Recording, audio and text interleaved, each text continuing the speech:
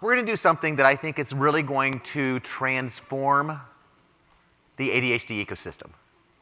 And that is going to be our development, our efforts in partnership with our friends at CHAD and all of the other affiliated organizations that support the ADHD ecosystem about developing the adult ADHD guidelines. Ann and I got started on this a handful of years ago. Ann was the first one to kind of start laying the groundwork for this. She then passed it off to me, and I didn't know how much was being passed my way when we said, oh, let's just develop a few little guidelines, right? And it's really been a mission of love, a lot of time and commitment. John, Maggie, Betsy, everybody in this room has been part of it. And let me put it in perspective.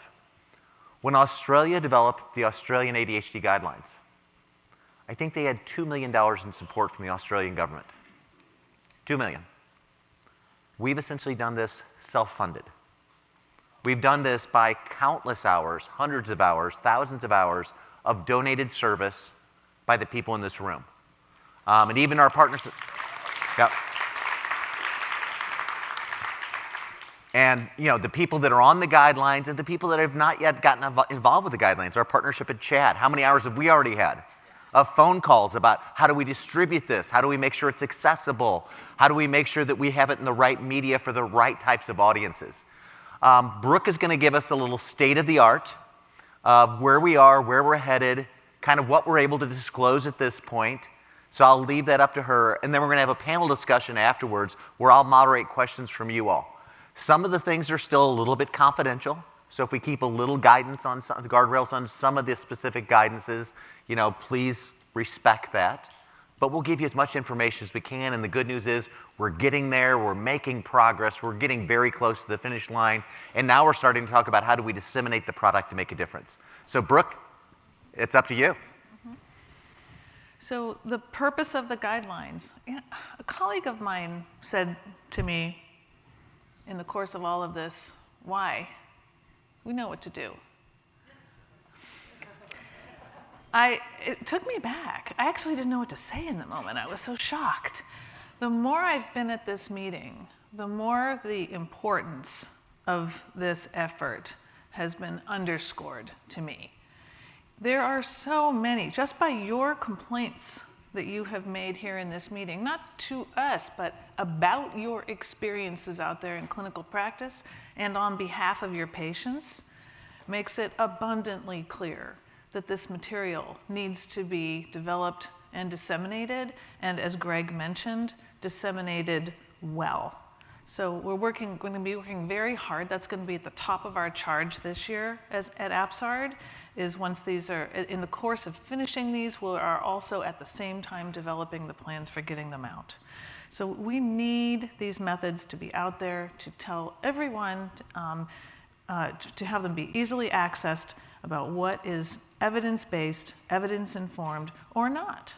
And so that is our goal. We are following Institute of Medicine guidelines. So we are using a methodology that aligns with Institute of Medicine standards to ensure transparency, systematic review of the literature, and minimized bias. So we do this in a number of ways. We have a multidisciplinary approach. We have across our subcommittees, we have a wide range of expertise. We have had a goal of having a diverse set of members on our committees, and also to represent, to the extent that we can, patient preferences, clinician preferences, and recognize that in the development of all of our materials. We really hope that, so this is the goal of practice guidelines, is to reduce variability, reduce those statements about that I even hear, sadly, in my own department. Oh, ADHD doesn't exist in adulthood. It's really not a thing. Or I don't want to deal with that. Right, Aaron? I can't believe that I hear that in Pittsburgh. But it exists. It's out there. And I think one of the reasons that you get that is because people don't know how to handle the complexities of ADHD in adulthood. So then they become dismissive because they don't know what to do about it. So it's important to highlight the initial founding of this effort with Steve Ferrone and company with the Quality Measures Initiative. You all recognized the absence at the time, so this has been going on for quite some time now. And so at that time, that group and a number of others, you'll see, if you go look up those papers, you'll see all the authors that were involved, recognizing with particular emphasis on medication at the time, that we really need to establish what would we be looking for if someone was doing this right. What are those measures that we would be looking for? So that was a start, and it fueled the forward movement to develop a multidisciplinary task force. And as I mentioned, diversity in the disciplines across the subcommittees.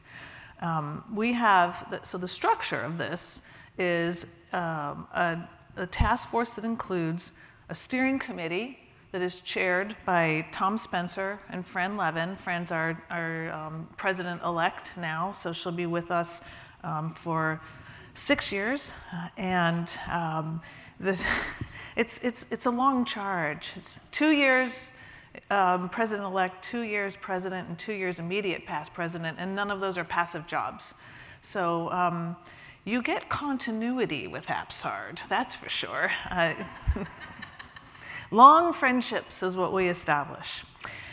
So the steering committee consists of those two as leads, and then we have the chairs and the co-chairs of 3 subcommittees. So you often hear about subcommittee 1, 2, and 3. Subcommittee 1 is screening diagnosis, 2 is medication and other medical treatments, 3 is psychosocial and other non-medical interventions. Each subcommittee reviews the literature. We've been able to build from the NICE and the Australian guidelines. We're very grateful to our Australian colleagues who worked, as Greg mentioned, with funds for a while to develop a very comprehensive set of guidelines. So we've been able to build from their effort, and we're supported by them in doing that, which has been absolutely fantastic. It's helped our work. We review the literature, we propose the recommendations, and we engage in consensus building to develop our ultimate guidelines. This is the whole set of the people who've been working for the last couple of years on the development of the guidelines. So you can see all of us there. Joining me on stage when I finish talking will be the chairs of the other 2 subcommittees. Maggie Sibley chairs screening and diagnosis. John Ringheisen chairs the medication subcommittee. Special thanks to David Goodman, who was the initial chair and then stepped down for personal reasons, and John stepped up to take over. It's been a big challenge. All the subcommittees have a lot of work, but there's a lot definitely that goes into prescribing medications. And as we've talked about at this meeting, the common instance in adults with ADHD is comorbidity, right? And that makes things complicated when you're dealing with medication. So they've had to sort through all of that. And then I chair with Kevin Anschel the psychosocial. And there are importantly co-chairs also for each of those committees. You can see their names. So special shout out and thanks to all these folks who have given, you sign up at the beginning, oh yeah, I'll do that. Heh. Well, it's been a lot of work, We have worked very hard to manage conflicts of interest. So everyone had to report at the onset what their potential conflicts of interest were. This is really, really, really critical. And folks divested themselves of conflicts in order to be involved in this effort. So we're very grateful for individuals who needed to do that. So that's just really important, and I'm sure you know we have a lot of pharmaceutical company support. It's very visible at APSARD. We're very aware of that presence that also contributes very importantly to this meeting and also helps make it affordable. So that's why you don't have to pay $1,000 to attend this meeting. But it's a balancing act, and we've really tried very hard to be attentive to that and continue to walk that fine line and be careful and manage it well. And we have absolutely, Tom and Fran have paid very close attention to conflicts and made sure to have our members be free of conflicts. We have tiered involvement level, which is part of that. And then importantly, we have a Delphi method for consensus. So what that means is we have within each subcommittee, we generate the guidelines by divvying up responsibilities, by meeting, by talking, by working together very closely to generate the guidelines. We read them, we comment, we talk, we vote. We do anonymous voting, an electronic platform. Where it doesn't meet a threshold of agreement, we return to not the drawing table, but we return together to a meeting and we talk again, modify it, and re-vote. And that process repeats until we get to a threshold agreement. Not full 100%, because that's just basically impossible in many cases. Stage 1, so the whole effort of developing the guidelines has 3 stages. The first one is the initial development, as I just described with the Delphi process. And the guidelines go to steering committee review. And as long as you don't have a conflict, you review, gave feedback. We completed that a little while ago. And then it goes back to the subcommittee. They take the considerations into account, revise as needed, and then it moves to stage 2. Stage 2 is a selected group of invited experts where we've tried to have good representation multidisciplinarily. They were chosen for their expertise, their clinical research and policy expertise related to ADHD, and to help us create guidelines that are practical. So we don't want to have a highfalutin set of things that just can't be done. I attended the pediatric SIG this morning, and there was a lot of discussion about what can we really actually do. You know, we only have so much time. So we really do try. It's one of the things that's so awesome about this meeting is understanding your lens in practice. And they're different depending on your discipline. So we're trying to be aware of that in the construction of the guidelines.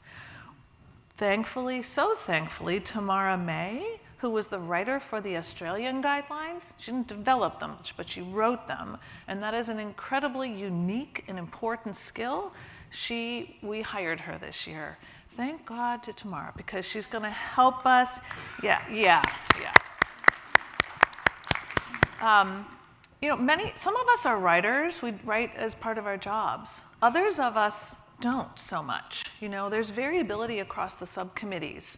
We want representation from experts whose primary day-to-day work is clinical. You may not be a writer in your day-to-day work, so then it becomes really hard to write guidelines. But we also don't want to farm this out to anybody and just pay them to write the guidelines. So it's been a very careful construction of effort in order to make sure that we have quality material that we all agree on, and then she's helping to kind of polish it, comes back to us. We are the ultimate arbiters of whether the content is correct. We have now all gotten into stage 2, subcommittees 1, screening and diagnosis, and 3, psychosocial interventions, have finished stage 2 and are currently making use of the feedback. And I realized I had some notes in here that I can't actually see, so I will do my best to remember them. Stage 2 is medication, and they are in, subcommittee 2 is medication. They are in stage 2 review right now, and I think we have just a couple reviewers, 2 reviewers, John, that we are waiting on. So we will look forward to getting your reviews back soon after this meeting, so that subcommittee 2 can get it back into their writing and revision mode. Once we finish all that, then we go to stage 3. Stage 3 is the last step of review.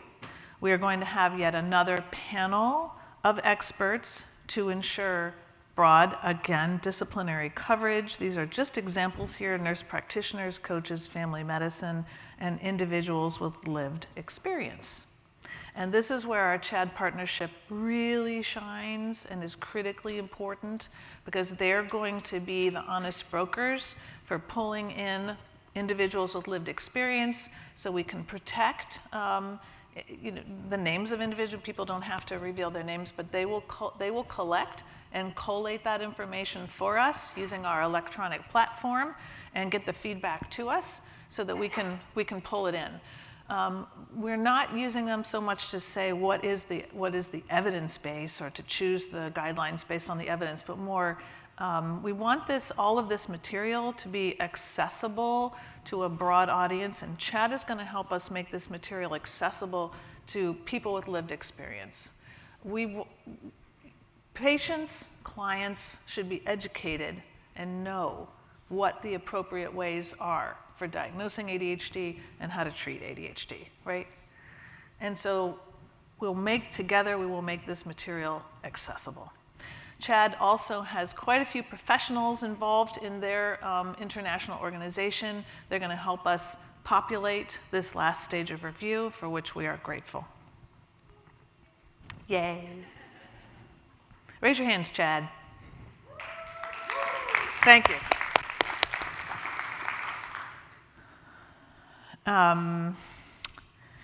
So I actually kind of got ahead of myself and kind of told you a lot of this already. The guidelines, what do they look like? There's 3 levels. There's an evidence-based recommendation, which is a recommendation for clinical care, diagnosis, and treatment that is based on evidence. There is a clinical consensus recommendation, which is we really don't have data out there to drive this particular guideline, but we have a clinical consensus about how to manage it. Because the reality is there may not be research, and you still have patients in your office. You got to do something about it. So as I mentioned in the ADHD in older adults symposium, for example, like David Goodman, he's putting out some really nice clinical material that you can make use of based on his experience. That's what we're doing, is making use of the clinical experience and the wisdom and getting that into clinical consensus recommendations. And then a clinical practice point is more of like a how-to. We have evidence quality ratings. So the evidence is rated on a 4-point scale. We have the strength of a recommendation rating, which is how much confidence do we have in this recommendation for you. We have narratives that accompany every guideline. So some are short, some are long, but it basically is an expanded description of the guideline, the rationale for it. It's extensively referenced with supporting literature, clinical considerations, practicalities that go along with this, and really important here, needed areas of research. So in the course of doing this, we keep running into areas that don't have data, yet the patients exist, and knowledge needs to be developed. So this has been a nice way for us to say, yeah, we wish we could tell you what to do, but we can't because there aren't data. So we're going to tell you what we think we know based on our experience, or we have a clinical consensus around this point, but we're also using this as an opportunity for a shout out for research. So hopefully this will help us in many different ways. Maybe this will help kind of fuel grant applications, for example, or foundations will put money in this direction to help us learn more. These are all of our stage 2 reviewers, and I think we have all but one who just preferred to remain anonymous on this slide. So you can see we have a range of folks. We are so grateful for all of the time. A number of people across all of these subcommittees and our stage 2 reviewers are on members of, or on the advisory board of CHAD. So we have nice CHAD representation here. We are I was just to say, it's a big job, especially for the medication subcommittee. It's a long document, very long. Stage 3, I mentioned Chad's involvement, and it's just a shout out to the names here. Suzanne Sophos, Sophos or Sofa, how do you say it? Sophos, thank you, Suzanne. Current president, Jeremy, past president, Lori Kulikoski, who's the CEO of CHAD, and the continuous thread here, for which we're grateful. Max, are you in here? Max had to go home. Okay, so Max has been extremely helpful in our partnership. So as I mentioned, we will be working together in order to populate the stage 3 reviewers. Dissemination. We are planning to have the guidelines published later this year. This effort has taken longer than we initially planned. And I think if you look through those different stages, you can see why. And the more opinions we get, the more feedback we get, the longer it takes.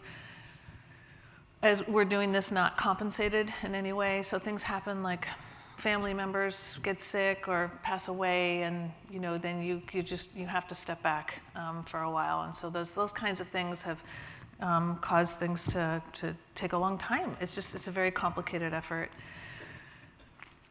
We are planning to have publications that will be available at different levels, like articles, PDFs, and whatnot. More importantly, we're planning to have trainings. We're currently working with the organizations, the businesses that are going to help us get this out. We're planning on a multi-tiered set of training opportunities, so kind of at the top level, that will be kind of your adult ADHD 101. Anybody would want to do that potentially, right? This would be accessible to anyone. Then we'll have levels 2 and 3 that are kind of get a little bit more deep. Level 3 for sure is going to be the certification level. So it'll be an opportunity for people to take an extended course. It will be virtual. Doesn't mean that we might do things, we're trying to be a bit creative here. We might end up having things like workshops in different locations that are face-to-face, but for the moment we're starting with what will be the virtual opportunities. There will be fees that will be involved, and this will hopefully be something that will feed back to APSARD and support APSARD. CHAD is also going to have an arm of this.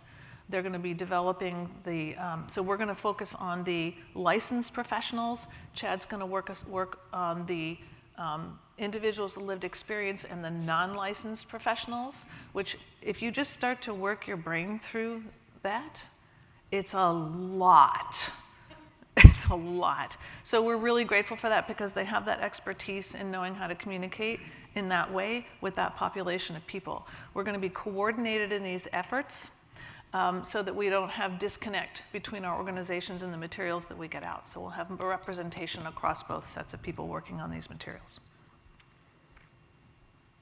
And that's it. That's where we are.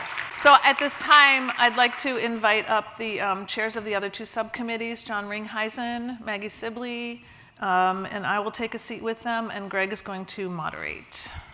And we'll be happy to entertain questions. There we are, Brooke.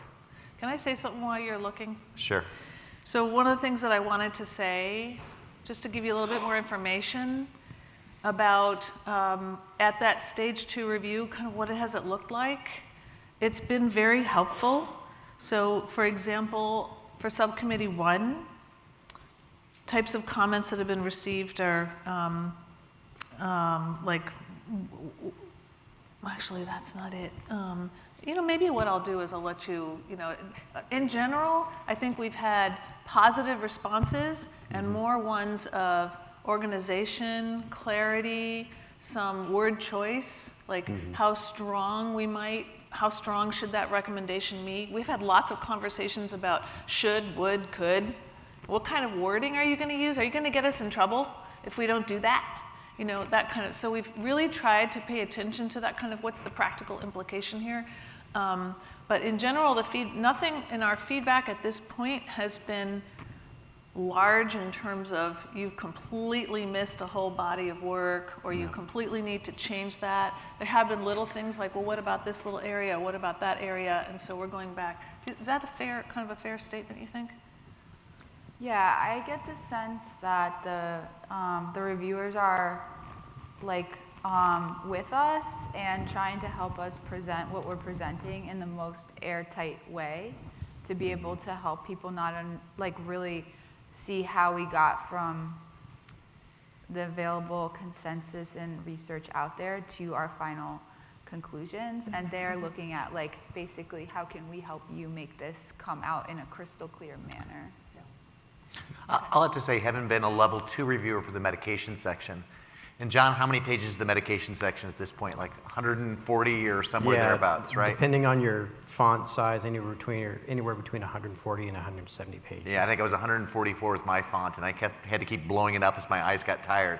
But it was incredibly thorough. It covered things I hadn't anticipated we were going to cover, which is a lot of the diversity of what we take care of. ADHD and mood, ADHD and bipolar, ADHD and substance use, ADHD and sleep, stimulant, non-stimulant. Where's the data? Where do we have data? Where do we not have data? I thought it was very thoughtfully created, and that I think John and the entire panel was very careful not to give us statements that could put us in harm's way in our practice. For example, if there are statements that thou shalt not, or thou shalt, but then I have a one-off patient where that doesn't work, then you put yourself in legal jeopardy. So the guidances quite often would recommend. Correct. The evidence suggests, supports, to give you guidance to make sure you're following the best path in general when possible for your patients. I also really appreciated, and I hadn't anticipated till, I was listening to all this, but it wasn't until I was reading it and formulating and thinking about it. What's an evidence-based recommendation? There's good scientific replicated evidence that says, boom, this is what the evidence tells us, versus a clinical consensus point. Yeah. Where a group of unbiased experts got together, voted over and over again until they reached a clinical consensus about what do we think from a clinical perspective. And I think that's really thoughtful to kind of separate those out when you kind of think about where the literature is. For those of us that like to read, and I'm kind of like Ann Childress, I'm kind of a nerd when I'm reading stuff and I see something interesting, I want to know where the reference is. It's incredibly thoughtfully referenced. So you're going to see certain people's names popping up over and over again, like Steve Ferrone, Lynn Adler. I reached out to Lynn Adler and I said, I think this is the Adlerisms, because Lynn kept getting referenced over and over and over again because he's been such a pillar of our field and has created so much of the evidence that's out there. But it's really thoughtfully referenced that if you want to teach, if you want to learn from it, it's going to be great. Where is Jen Miller? Is Jen out there anywhere? Okay, Jen asked a very thoughtful question that I think is really interesting, and I'll just throw it to the group.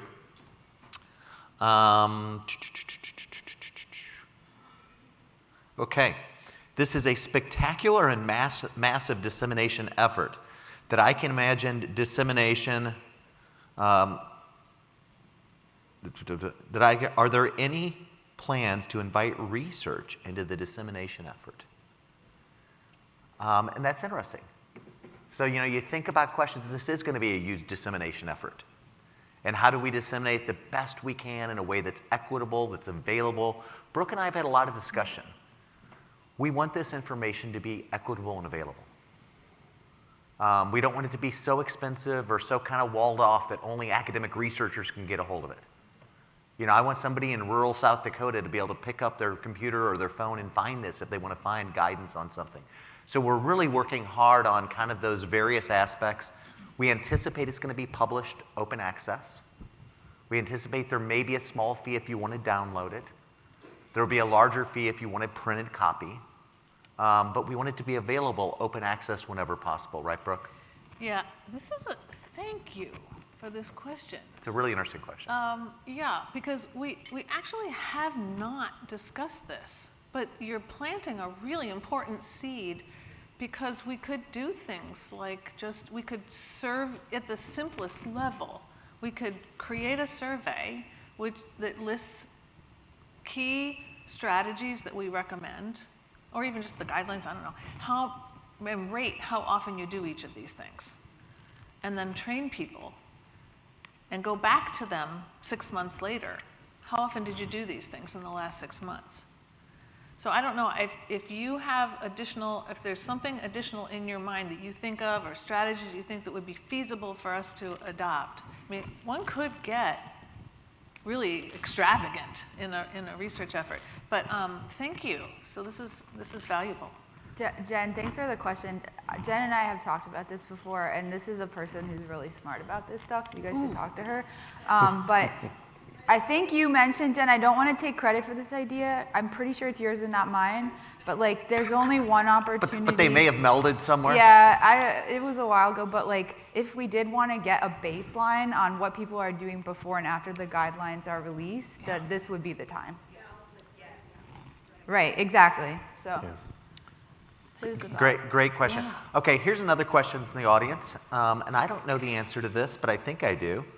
So we have someone ask a question: will social workers be involved as part of the review? So will clinical Yes. social workers be Yes. included in any stage of the review? Okay. Yes. Yes, we will. Yes. And so we've been very deliberate in the outside reviewers, both at level 2, the original panel that created level 1, to make sure that it's multidisciplinary. We're working with our friends at CHAD, many of which are social workers, therapists, coaches, to make sure that all the voices in ADHD are represented. So I think that's been very deliberate, right? As we go through the reviews, if anybody thinks of people that we have missed, send those over to Brooke. We're trying to be as inclusive and thoughtful as we can be. Now, we can't take input from every single person in the universe of the United States, but we want to make sure that each of the groups that represent them have been included so we get voices from each of them. We did, one of the things that we did is we made it together as a group, made a list, and just over the course of an hour thought about what are all the different professions that this could be, impacted by, or who would want to know at the ADHD 201, at the 101 adult ADHD level, all the way to the certificate program. And we just kept coming up with more and more and more and more. So that just gives you kind of an idea. But if you think of a discipline that you think we might forget, yes. Email me, email Brad McAllister, or one of the AppSARD staffers, or throw it in the app after the meeting, and we'll get it there. But Brooke and I truly had many hours of brainstorming with our friends over at CHAD, just saying, okay, are we missing anybody? Be that college professionals, be it support staff, be that people in the forensic system, be that people in the whatever. Let's make sure that we include everyone as we go through it. There's been a lot of brainstorming and just kind of throwing things down and looking at them and how do we organize them as we think about making sure we're as inclusive as possible with these efforts. Somebody asked a question, and this is an interesting one. Do you think the guidelines will influence upcoming versions of DSM? Yeah, I mean, that's maybe a wish list. That's maybe a wish list, but do you think these efforts will move the needle? I mean, we don't have power to change DSM. No. We had two of our stage 2 reviewers were on the DSM-5 committees, whatever, I forgot what that was called. And so they were very thoughtful and were actually just saying like, hey, here's some of the stuff that we talked about in the debates when we were forming the DSM-5 new criteria from DSM-4, which was illuminating because it helped, I think, is just like fill in some of the things that we've been wrestling with. And I would really hope it would go the other way too, that whenever they're moving towards DSM-6, that they would want to be able to capitalize on the hours and hours of like just very intense conversation and discussion that our group went into, because I feel like my group is so aware of the pros and cons now of the diagnostic criteria. Whether or not you agree with where we land, at least I can say we're very clear on the pros and cons. So we could share that, institutional knowledge, I guess, and hopefully that would happen. I don't know if they'll want us to, but we'll be ready to. We had a question here by Ryan. Where's Ryan? Ryan Gregg. Okay, back in the back there. Can you comment on any guideline dissemination plans with payer organizations? Because coverage is so often a barrier to getting quality care. And the answer is yes. In a multi-pronged approach, we've been talking about how do we get large providers of mental health care, many of which are employed by large companies, to want to take these certifications so that we move the quality and the consistency of care there. We've also, this is where we lean on our CHAD friends. CHAD has an entire group that does public policy advocacy. And we're going to partner together on those efforts, not one versus the other, but together on those efforts on helping to change public policy whenever possible.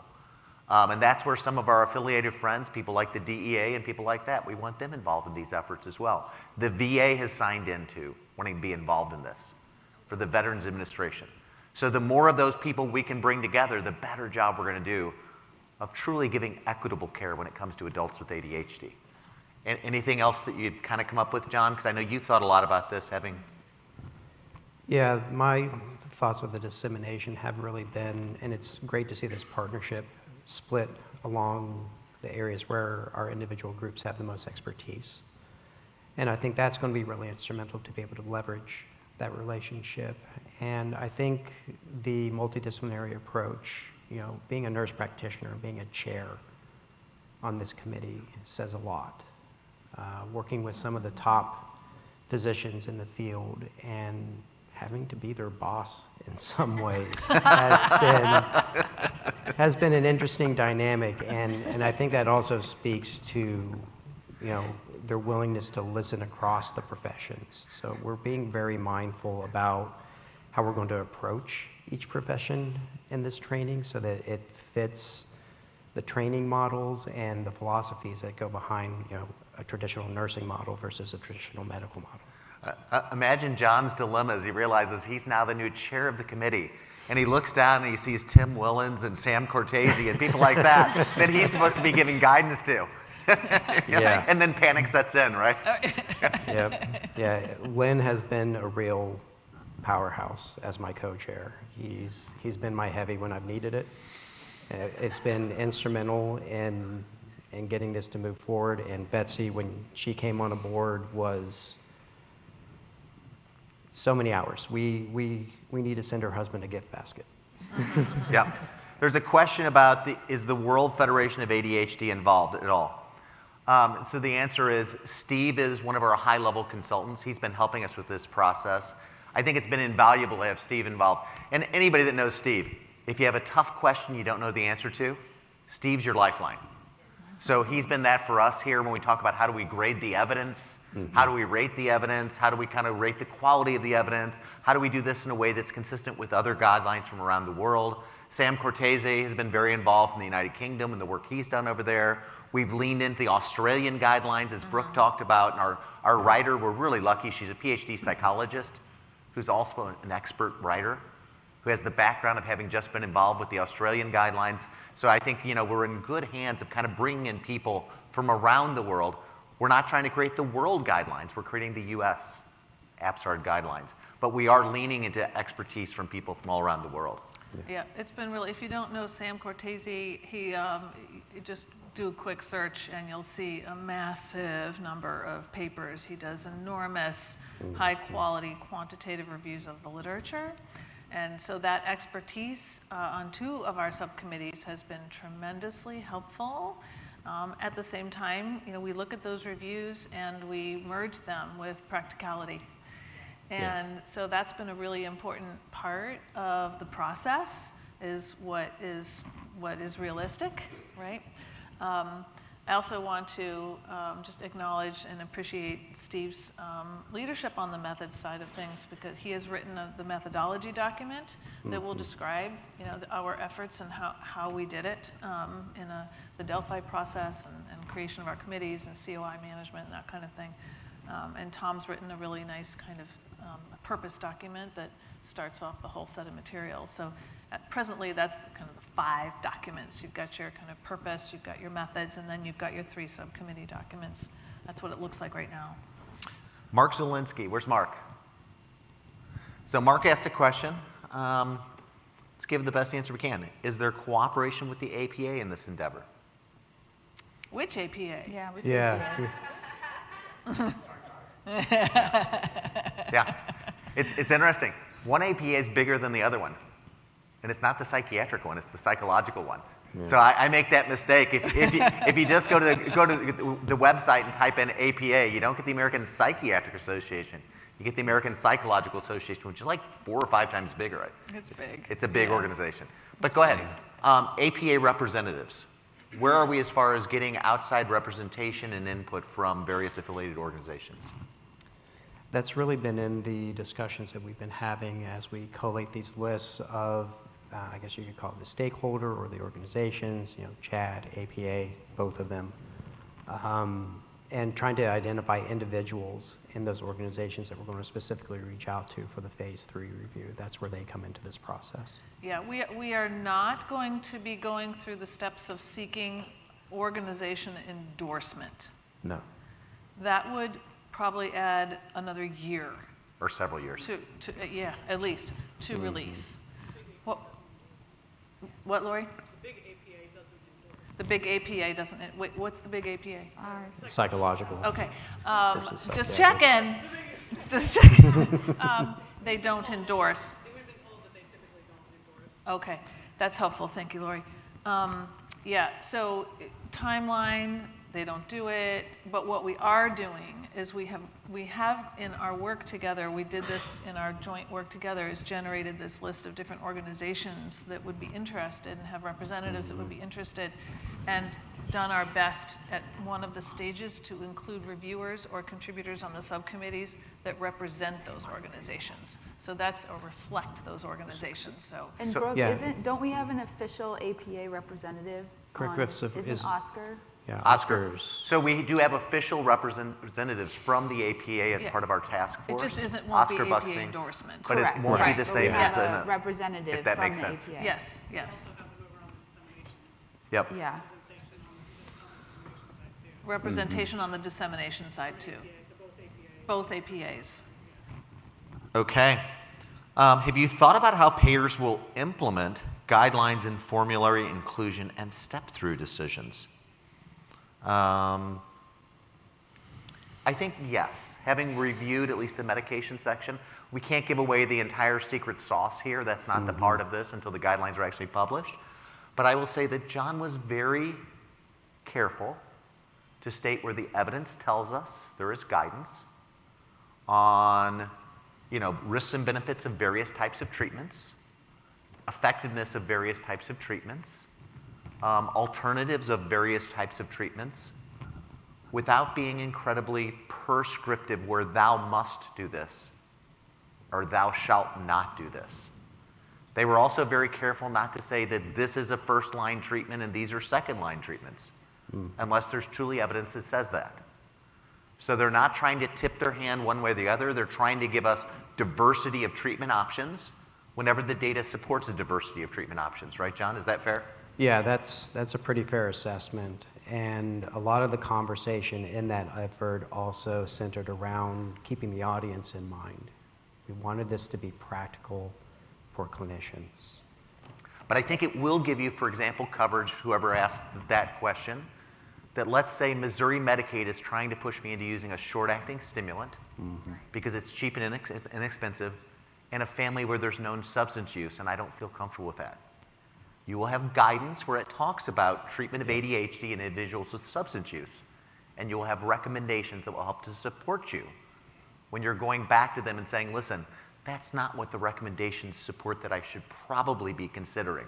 And I have data here and evidence here to talk about that. Yep. Is that fair, John? That's very fair. Yeah, and I thought it was a very nice kind of balance of you give us information that'll be good, that'll help to, give us the data we need to talk about those discussions without just locking us into one narrow road that we have to go down as well. Correct. Yeah, we tried to stay away from being overly prescriptive with our recommendations. We're just giving you the clear evidence that supports the options that are available and the strength of those options. Somebody asked about including somebody such as a university provost or head of an academic affairs as far as college health. We have had talks and discussions about including the world of college health, obviously, when it comes to ADHD. Sure. And what are the goods and bads, and how do we get good evidence out there? How do we help to educate student health departments? That's going to be part of our work with Chad. I think that's a really important, interesting part. Even in some of our dissemination tools when we talk about it, Brooke and I have had discussions with a number of vendors who are very good at creating CME content. Some of those are very designated to providers, doctors, nurses, physician assistants. One of the vendors we're working with does a lot of work with school counselors. So we've been thinking about that already as far as how do we disseminate this in a way that touches as much of the ADHD universe as possible. Okay, I'm going to ask the tough question, and I'm going to stand back on this one, and you guys get to handle it. When do we anticipate that the guidelines will actually be available for consumption and use, guys? Be kind with this one. It's been a lot of work. Well, I'm over we here. chose our words carefully later in the year to not get too deadline specific, so we wouldn't have to walk back on it. So we really do, so we're basically using our feedback for stage 2 right now. Yeah. Then we're going to get it out for stage 3. We give stage 3 reviewers a month. That functionally typically means about 2 months. And because we want the feedback, so we'll wait an extra month if we have to, with a nudge, nudge, nudge, nudge. Then we have to incorporate those recommendations, and that takes anywhere from 1 to 3 months usually to incorporate those recommendations. Yeah, depending on that's- the volume and what's being recommended. Yeah, so that's taking us into the summer, right? Yeah. We will be working on the dissemination, then we have to prepare the dissemination, the trainings and whatnot. So let's say, that's getting us to kind of like fall, I'd say, for the written documents. And then we'll have to prepare, these are going to be literally videos. We're going to be creating videos for virtual use with courses, basically, so that you can be certified. That will take a little bit of time. So late to end of this year is kind of, I think, Brad, does that feel like a safe estimate? Yeah. That's not too ambitious. That's not too ambitious, he says. Let me give you a commitment. If somebody's been kind of watching the recipe come together, the cake is now in the oven. The timer is on. We're going to get it to you this year. Middle to end of this year is somewhere in that phrase, to be honest with you. It's not going to be early this year. It's going to be middle to end of this year. What I will tell you is we've been working in a multi-pronged approach. We've been working with journals about how do we address things like copyright, open access, being able to fee for downloads, all of those types of things. That process is already underway, and I think we have a pretty good vendor who very much wants to work with us, and a top-tier journal who's willing to do all the things we want as far as open access, pay for download. We get a part of that revenue. They keep part of that revenue in a way that seems fair and equitable. That's already going on. We met yesterday, and we met with a bunch of educational vendors about creating really high-level content where we bring people into a studio, we film it in a way that's very polished, very very well done, consistent, as we go through each of these stages of education for the guideline. That's already in the process. We can't do that until the guidelines are finished, so we can't film the videos, but I can tell you, as soon as we get the guidelines ready to go, we'll be filming the videos. Yeah. And the content will be available. And we've been working with our partners in Chad on how do they do their dissemination at the same time as we're doing our dissemination. So it's a lot of moving pieces, but the pieces are all being worked on at the same time. So we're not waiting till the guidelines are done to start thinking about these other things. It's all being considered as we go together. Yeah, and what's so important about that collaboration is you want to be able to have your patients be able to have access to material, right? So as you're learning the material, or you're telling you may know all this, and as your colleagues, you tell your colleagues that they need to learn this. You want their patients to be moving in lockstep so that your patients can be told, go watch this. This will help you understand or get the message out, or So here's a good question. Indira? Okay, great question. I love this one. Can you comment on any plans to simplify the many pages of evidence into short, top-line, clinically digestible and relevant? Ooh. Go ahead, Brooke. So I am such a firm believer in like a pyramid structure. I really believe, you've got a huge document, the medication one is the biggest one, but today in this information age, you've got to be able to go all the way up to the headline at the top. And then have an easy passage, like I want to know a little bit more, so the next level. I want to know a little bit more, so the next level. So we're going to have both our published electronic versions of the material, the written material, available in that way, as well as our trainings, the multi-level. Yeah. So thank you for that question. It's something we've thought a lot about. You know, how do we use iconography? How do we use things that create an image? How do we create things that are easily digestible? In addition to how do I go and do the deep dive if I want to do a deep dive? Even when we do our educational initiatives, we're going to have different levels of education for people. We'll have kind of a high-level skim of information. Maybe I'm a school counselor. I want the high-level education. I don't want the deep-level prescription information. Maybe I want that second tier of information where I really need to understand diagnosis, psychosocial treatments, other things. And then we're going to give the full, the full Monty. And the full Monty is you take all 20 hours of your CME certification, you get your certifications for your nursing board, your mental health board, your psychiatric board, your clinical social work board. Any licensed professional can take the full Monty, get their credits, and it'll probably be, here's kind of my name, we'll see if you guys like it. It'll be the AAA guideline certification. The APSARD Adult ADHD Guidelines Certification. So if you want to be a AAA certification, you can do it. But that'll take some time. We're anticipating probably 20 hours of CME to get that AAA certification. Various people can take it at various depths when they want to take it, if that makes sense. There was a question about integrative medicine, holistic medicine. What are we doing on things that are beyond just pills and those types of things? So that kind of crosses over between the two of you. Mm-hmm. Discuss how you parse that out, because I know it was a little bit of a wrestling match about which group would handle functional medicine outcomes and what do we know and where's the data? Yeah. You want to answer? Do you want to start? Yeah. It bridged between both of our subcommittees, and Brooke and I have worked pretty closely with a segue document that will kind of cover a lot of that, and then we've also decided not to arm wrestle over who's going to get what, mm-hmm. and divided the child pretty equitably between the two. More anything that is kind of innervating biologically, right? That is fell medical onto my subcommittee, and here. anything Mm-hmm. that was more lifestyle, and not involving things going into the body fell more on Brooke's side of the. Mm-hmm. So functional medicine crosses over, right? It's both lifestyle interventions and supplements, nutritional things.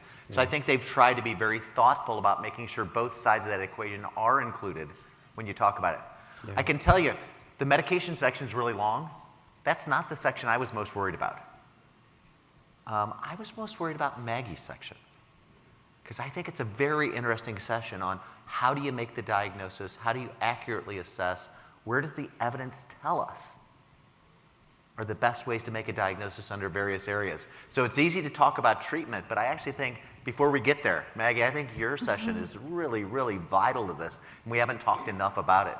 But when we think about, where can you have the pitfalls, it's if you don't know what you're treating and you haven't done a good job and done it in a way that's thoughtful, mm-hmm. maybe I kind of think it's this, maybe my hunch is that, but what does the evidence tell us?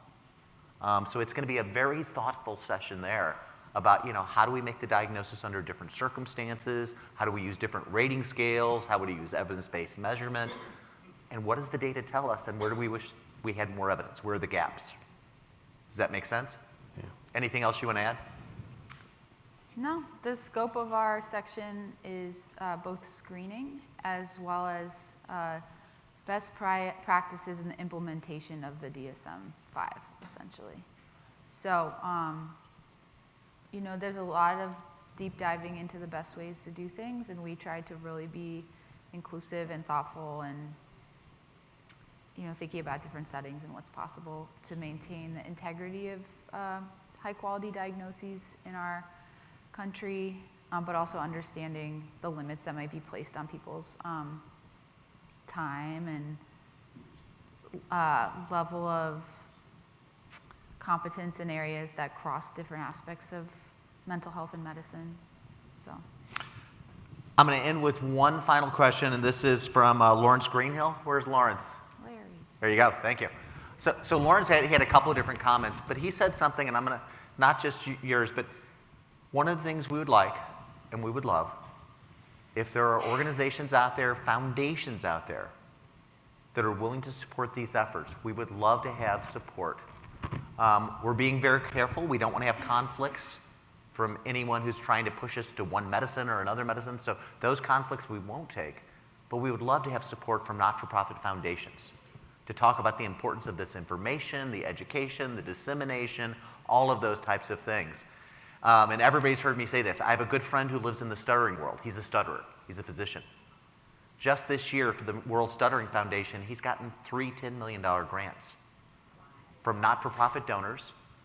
$10 million is dedicated to stuttering research. $10 million is dedicated to the World Stuttering Foundation, to creating an organization.